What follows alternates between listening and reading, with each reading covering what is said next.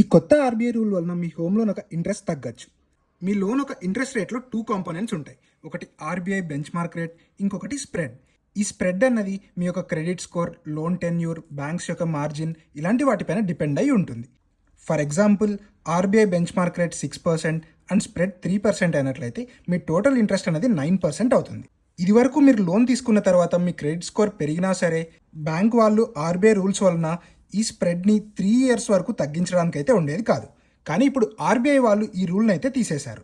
So ఇప్పుడు మీ credit score పెరిగినట్లయితే 3 years కన్నా ముందే కూడా బ్యాంక్ వాళ్ళను మీ స్ప్రెడ్ని తగ్గించమని అయితే అడగచ్చు. ఒకవేళ వాళ్ళు కానీ తగ్గించినట్లయితే మీ లోన్ ఒక ఇంట్రెస్ట్ రేట్ అయితే తగ్గుతుంది. దీని ద్వారా మీరు కొన్ని lakhs of rupees అయితే సేవ్ చేసుకోవచ్చు.